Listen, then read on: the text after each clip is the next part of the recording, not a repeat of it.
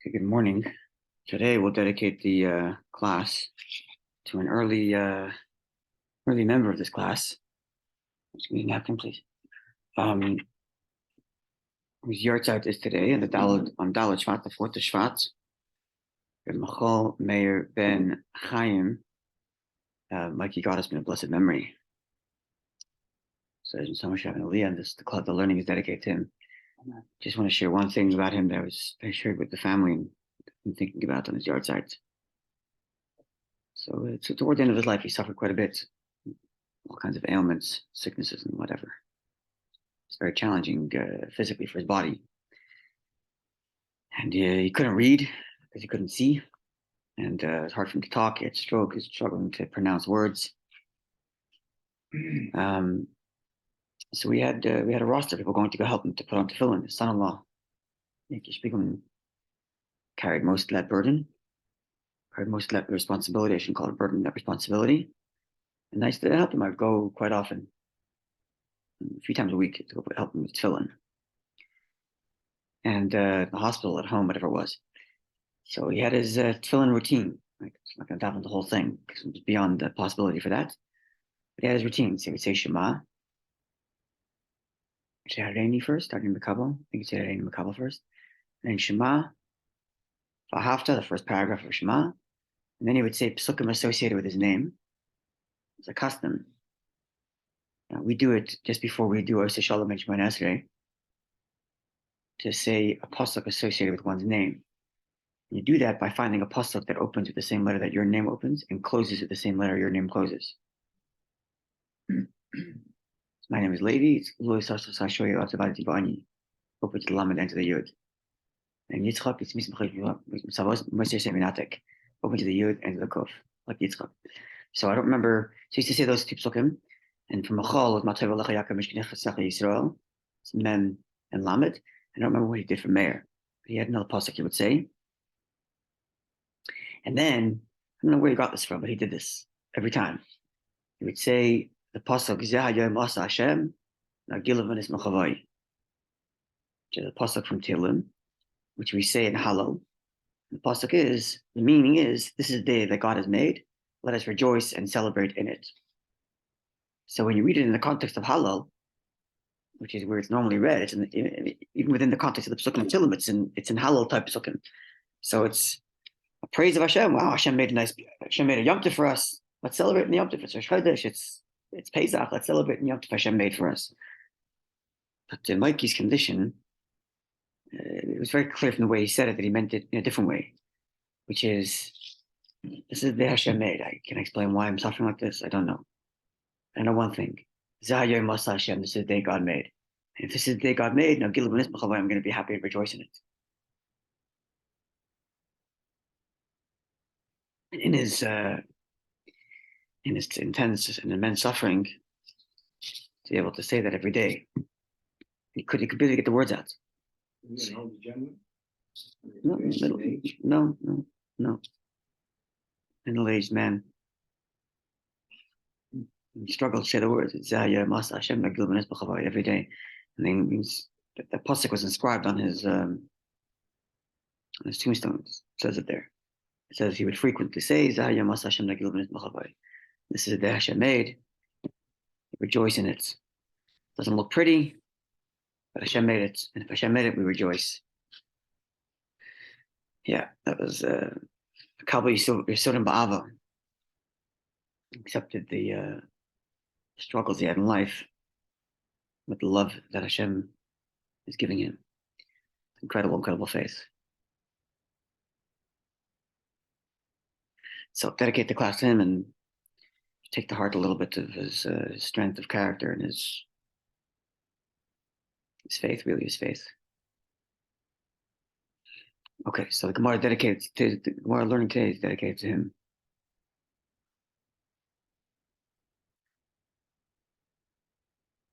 So we are in Ham days 45b. It's 1, 2, 3, 4, 5, 6 lines from the top of the page. So yesterday we learned that in a moment of clarity, and Abaya opens the doors for anybody who wants to come ask him questions in the markets of Pumbedisa. following the practice of Ben Azai centuries earlier in Tveria. So someone asks him, what's the law with regard to one corpse that's found on top of another corpse? And they each measure to different cities because they're staggered. They're not set directly on top of each other, but they're somewhat off by whatever, a couple of inches or feet. And depending on which one you measure it from, you come to a different city. That's how Rashi frames it. The question is, which one do you measure from? Or do you measure from both, and both cities will be obligated to do an Egla Rufa? Or do you measure from none, and no cities will be obligated for Egla Rufa? Or only one closer to the lower, or only one closer to the higher? What are the sides of the coin? The question is, with respect to the higher one, the question is,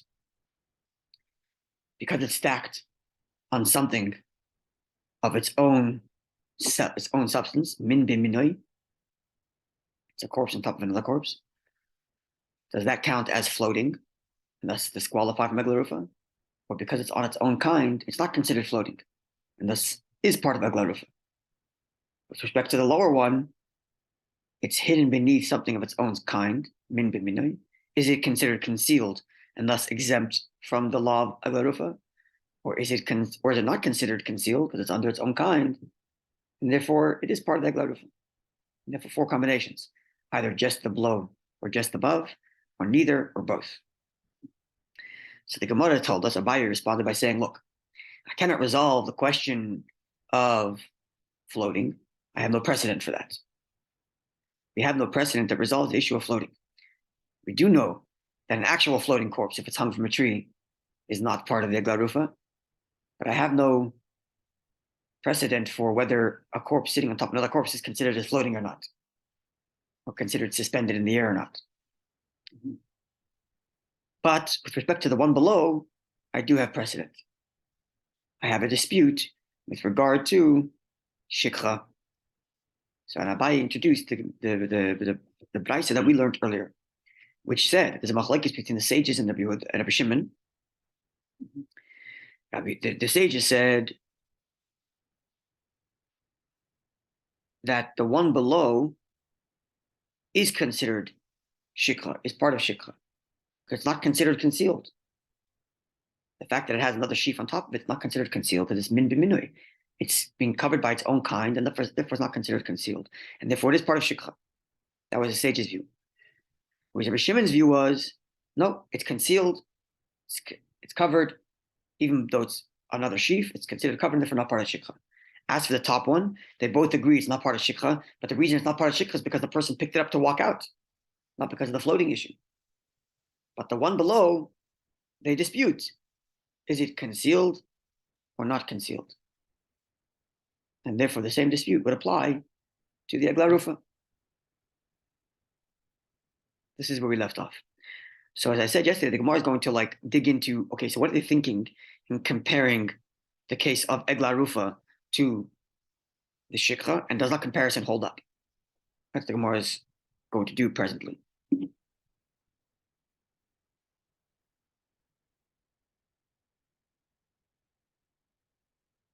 5 lines on the top of the page in the first word.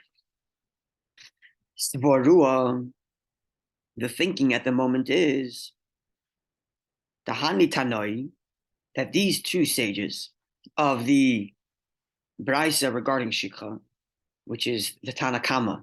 Tanakama means opening sage. Whereas we're going to learn it's the sages in general, the colleagues. We just call it the Chachamim, the Rabbanon. So you have the Rabbanon, and you have Rabbi Shimon. Rabbanon say the one below is considered Shikha, and it's not considered concealed. And Rabbi Shimon says it's not considered Shikha because it is considered concealed. So the thinking right now is that both of these opinions, if you were to ask them their opinion regarding Egla Rufa, our thinking at the moment is they would agree with Rabbi Yehuda in our Mishnah. The Amar, which Rabbi Yehuda in our Mishnah said, the Sotah, the pasuk says that the Mishnah only brought one opinion, but we learned from the Gemara later that this opinion is the opinion of Rabbi Yehuda. The Amar, which Rabbi Huda says, no, sorry, they agree with the opinion of Rabbi Huda with regard to shikha. We had a dispute. The Gemara raised a dispute about shikha. He says only on. That's right. Not in. That's correct. There's a dispute between Rabbi Huda and the sages with respect to shikha as to whether bisada meant in the ground. No, they disputed whether bisada excludes that which is inside the ground or includes that which is inside the ground. Rabbi Huda says, prat l'tamun, exclude that which is in the ground. Now, if the two sages that argue with regard to the hidden sheaves agree with Rabbi Huda that had it been hidden in the ground, it would have been excluded from shikha. So then why are they arguing about the sheaf that's under the other sheaf? Because the question is that considered concealed or not? My love, then is it not? This is what they're arguing about. The Mar Savar, that one opinion says, min bin minoy havatamun. If something is concealed under its own kind, it's still considered concealed. That would be Rabbi Shimon. And therefore it's excluded from shikha. Even though it's not in the ground. Mar Savar. And the original sage, Tanakama, the sages say, loy havatamun, it's not considered concealed. Because it's under its own kind. And therefore it is part of shikha. Right? In other words, Abaye's suggestion that this brisa resolves the issue of the concealed corpse under another corpse, because he says that we're going to compare it to a concealed sheaf under another sheaf, and with the concealed sheaf under another sheaf, there's a dispute as to whether it's considered concealed or not. That position only holds up if those two people arguing about whether the sheaf under the other sheaf is considered concealed. It only holds up if they both agree that if it were to be concealed under the ground, it definitely would not be part of shikha. And the question is only, when it's concealed under another sheaf, is it considered concealed or not? And then we can compare it to Egla Rufa. Because in Egla Rufa too, everybody agrees if it's buried in the ground, it's not part of Egla Rufa. And then the question would become, if it's buried under another corpse, is it also considered buried? They don't both agree. But maybe to begin, maybe on the sheaf issue, maybe when it comes to the sheaf, they're not arguing as to whether or not concealed under another sheaf is considered concealed. They're arguing as to whether concealed at all is a problem. Maybe. That's also dispute. That's also dispute. So maybe it's the same dispute. That's correct. So maybe this is the same dispute being carried over about the sheaf under another sheaf. And therefore it has no bearing on the question of Egla Rufa. Because in the question of Egla Rufa, everybody agrees when if it's buried, it's not considered valid. It's not qualified. Is that clear? Yeah? So that's what the Gemara is saying now. At the moment, we must assume therefore that Abaye is saying that these two sages which argue about the sheaf under the other sheaf agree that had that sheaf been buried in the ground, it would be excluded from shikha. But the Gemara says, loy, I don't have to say that.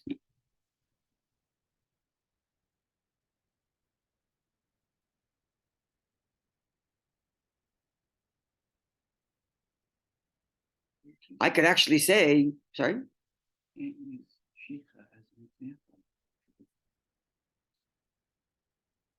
Been disputed. What's been disputed?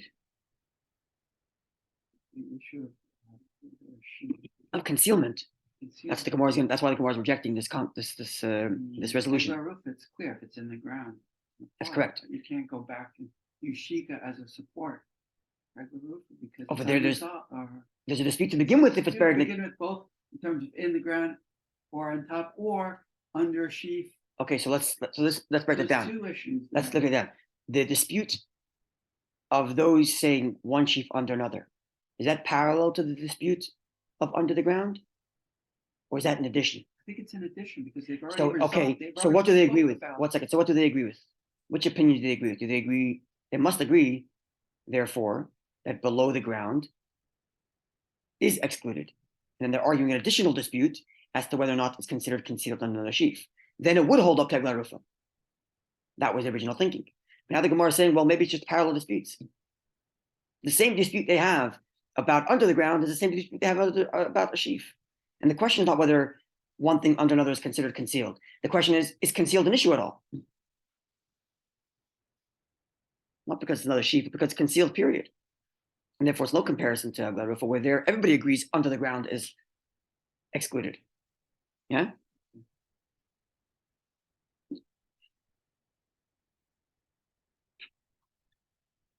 And therefore, loy, because we can suggest like this.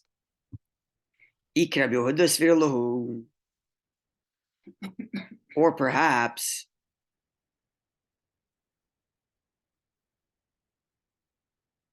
everybody agrees that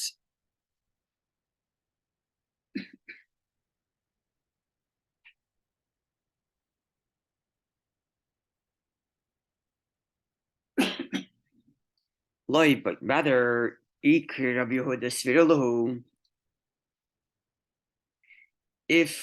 we are to suggest that they agree with Rabbi Yehuda,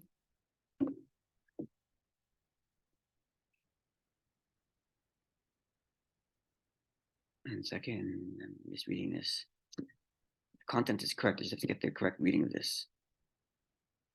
Again, light.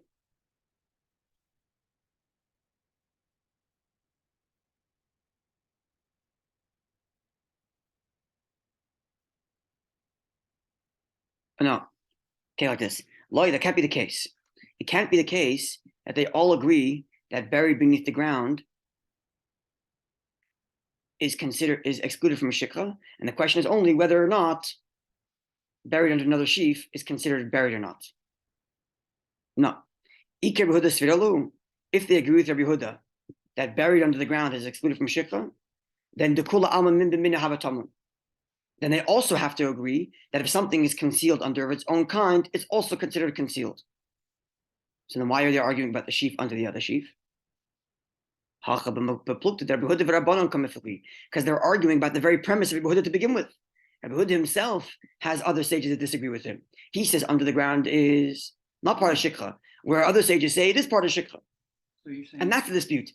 In other words, if they agree with Rabbi Yehuda, then they agree with Rabbi Yehuda all the way, and that one sheaf under another sheaf is considered concealed. So if under the ground is considered concealed, then under another sheaf is also considered concealed. So then why are they disputing? Well, because they're disputing whether or not Rabbi Yehuda's premise to begin with is correct. they're really just disputing the original. The original dispute. It's parallel. What do you mean by parallel? It's the It's same the same argument. The same argument, just Correct. using another example. Exactly. And the So- question becomes why they're using another example, which we'll give in a second. The Gemara will explain that in a That's the second. question. Why another example if it's just redundant? We're going to explain in a moment. But first, the Gemara is saying that it's actually parallel. It's one of the same dispute. The Rabbanon Karabanon, the sages follow the sages. The sages of the Mishnah of the sheaf under the other sheaf said it's not part of shikha, it is part of shikha. And then the sages of the issue of the sheaf under the ground also said it's part of shikha. So it's the same sages speaking. But Rabbi Shimon ben Yehuda, Rabbi Yehuda, and Rabbi Shimon, son of Yehuda, agrees with Rabbi Yehuda. Maybe it's his father. Not maybe. It is his father. He agrees with his father. His father said that buried beneath the ground is not part of shikha. And Shimon says, well, buried under the sheep is also not part of shikha. Even though what's interesting is that Rabbi Shimon, son of Yehuda, speaks in the name of Shimon, not in the name of Yehuda. He could have spoken in the name of Yehuda, but the Gemara doesn't raise that issue. Are these two issues, Ekba and Shikha, these were not,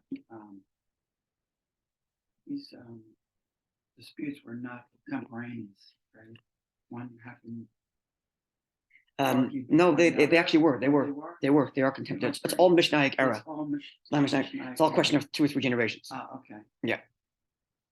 Right? So it's the same sages. It's the same set of sages, yeah. Same set of Rabbi Yehuda, Rabbi Shimon, Rabbi Shimon ben Yehuda. And then his father. Yeah. Yeah. Okay, so that's what the Gemara is saying now. It's the same exact dispute. Yahachi, if so, to your point, why bring up a new scenario?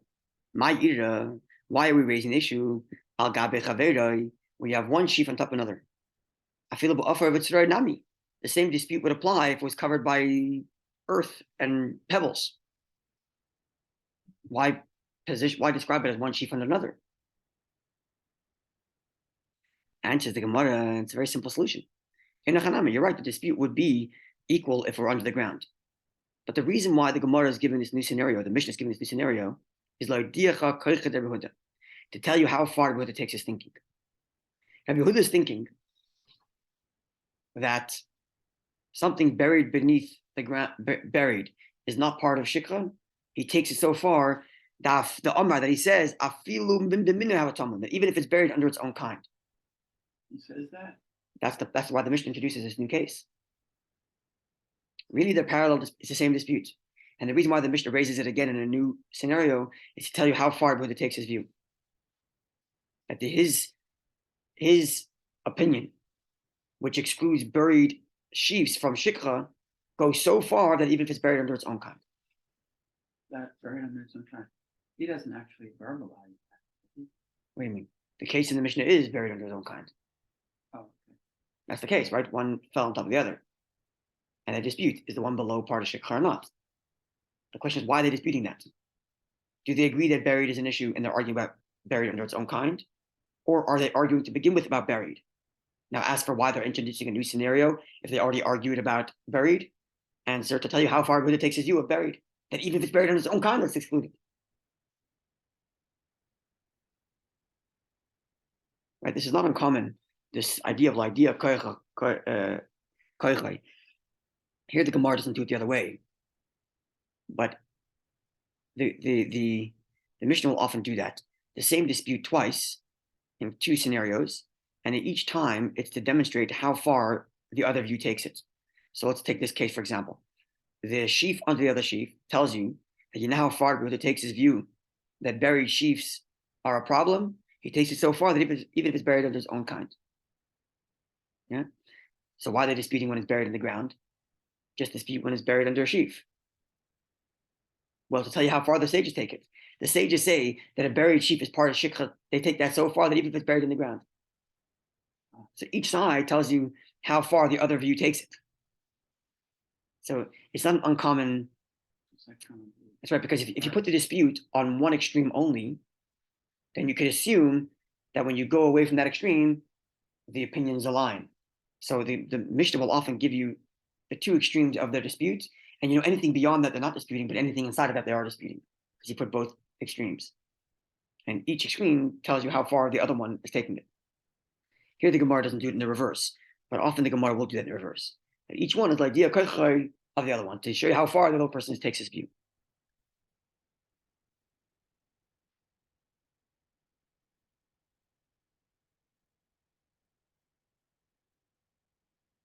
So that they're each taking extreme views, but in opposite directions. That's correct. So, but we hear the Mishnah that the Gemara doesn't do that exercise, and the other way. And I think the reason is simply because the fact that it's under the ground is excluded from Shikha on the sage's view, or I'm sorry, is part of Shikha on the sage's view, is not an extreme scenario. It's the baseline scenario of translating the verse. If you translate the words in the ground or in the field to mean inside the field, then that's the baseline. It's not the extreme. In other words, you have to have the dispute of in the ground or on the ground, because that's the verbalization of the verse. The extreme would be under the sheet. Exactly. So that's why the extreme. In that case, and then it's the opposite. No, I'm saying is usually the opposite extreme is the other way. But here the Gemara doesn't do that. The Gemara doesn't say we have this one for the extreme of this and that one for the extreme of this. The Gemara only says the extreme of Rabbi Yehuda, that even buried under a sheaf is considered buried. Right. Maybe you can deduce from that.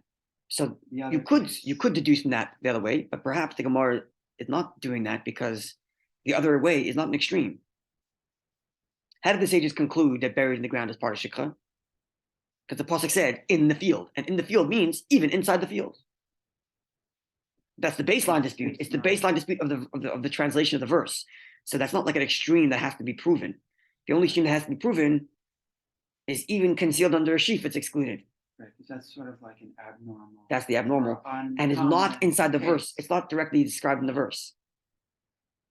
Okay. Right? That's why the extreme is only in one direction. Perhaps.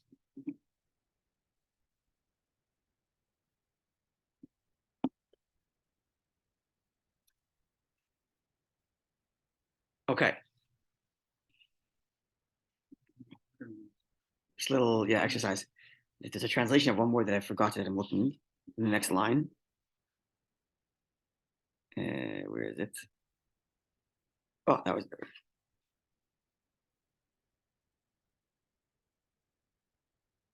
Yeah, that's it. Okay.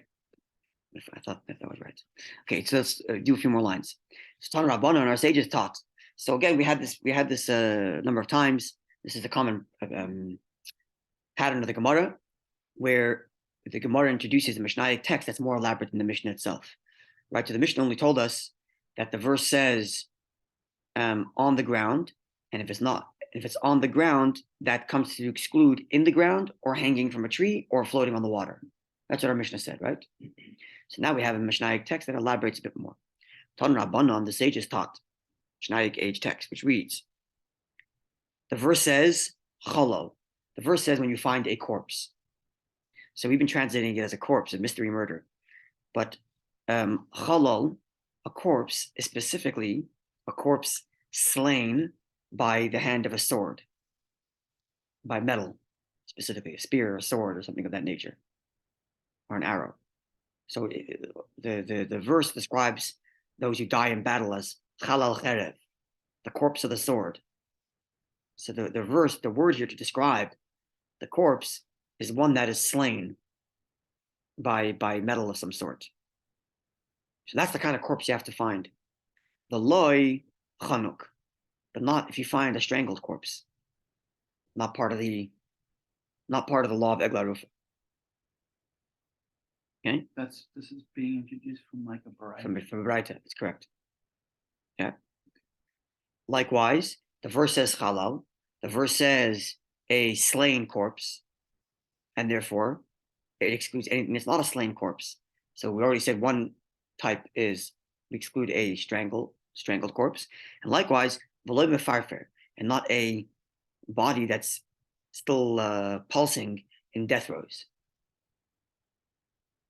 Which means if they found it moments before death, presumably it dies a few moments later, but it wouldn't be part of Egla Rufa. That's what it seems like. I mean, in other words, cases of non-murder. Well, it is a murder, but it's not dead yet. Oh, so all these cases are murders. Well, the first one is dead.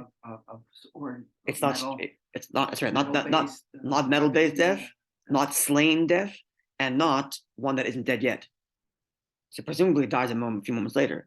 But because when they found it, it wasn't not slain, but slain means murder. Right. So this person was slain, but he's still pulsating. I thought it said not contradiction. I thought it said What? Not slain, he's dead. Right. So it's correct. So he's not. It's correct. The verse says halal, he was slain, and therefore not someone who's still pulsating, even though he's about to die. He's in death throes. So we see that he was struck by an arrow, let's say, but he's not dead yet. Yeah. So presumably he's going to die in a few minutes, but yet because when they found him, he wasn't dead, therefore he's not part of that Egla Rufa. That's what I think. I don't think it means he's in death rows and then come back to life. Obviously, it's not part of Egla Rufa. It means he dies, but still not part of Egla Rufa because they found him when he wasn't dead. They found him wasn't dead yet. So the whole Egla Rufa is off, even though a few minutes later perhaps he dies.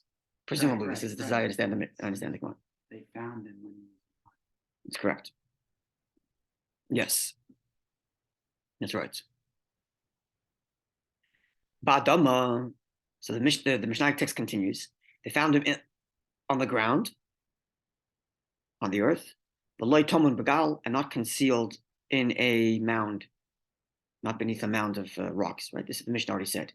So this piece of information is not new to us, but the first two is the exclusion of strangled and the exclusion of person who's about to die. That is new to us. The fact that we're excluding buried, that's not new.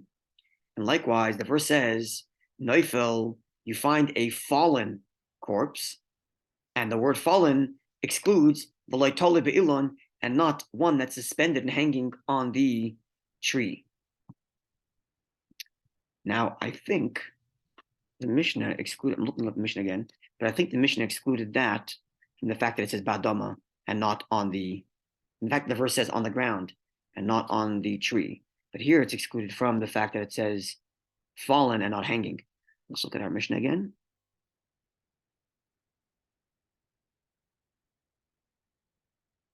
No, sorry. No, the Mishnah is consistent. The Mishnah also says that because it says fallen, we exclude that which is hanging on the tree. Okay.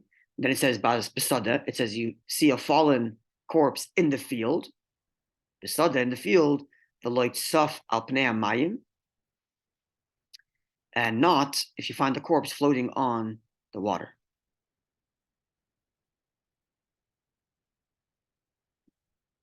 This is the view consistent with our Mishnah.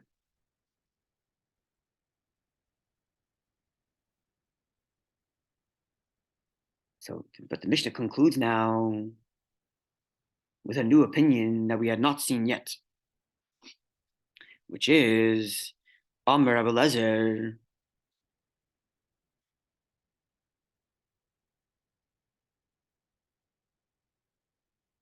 Rabbi Lezer says, Bekulon, in all of these cases, whether we're talking about floating, whether we're talking about whether we talk about, even if we talk about strangled, that's what Rashi says here. Yeah, I feel him not the strangled one. Sorry, but kulon. In all these cases, if it was floating on the water, or if it was buried in the ground, or if it was hanging, im hayachalal, if it qualifies as a slain corpse by a metal, orphan, then the law of Egleruf applies. This is a Lezer opinion, new opinion. And tomorrow, God willing, we're going to introduce a new text in which the Gemara challenges Rabbi's opinion and then it explains how he derives that from the verse. How did he come to this conclusion? Seemingly, the verse is quite clear. You find a corpse falling on the ground. Does fallen not exclude hanging? Does fallen on the ground not exclude floating on the water? And Buddha says, so long as it satisfies chalal, so long as it's satisfied being slain by a sword, it qualifies even if it's found on the water, if it's found hanging, even if it's found buried in the ground. This is Rabbi Lezer's view, right? You're saying like being slain by metal, and then the person was hung. Supersedes all the other restrictions of hanging, and yeah, buried in the ground, and floating in the water. If people get slain. Yeah. Yeah, we're going to see the Gemara is going to tell us tomorrow because the verse says extra time, and therefore it's coming to tell us that it supersedes. We'll see that tomorrow, God willing. Have a wonderful day. And the Shem of Mechaber ben Chaim should have an Aliyah. And the ultimate Aliyah is that he come back to this world with the coming of Mashiach. Amen. Very speedily, along with all others. Have a wonderful day, Yidden. Yeah.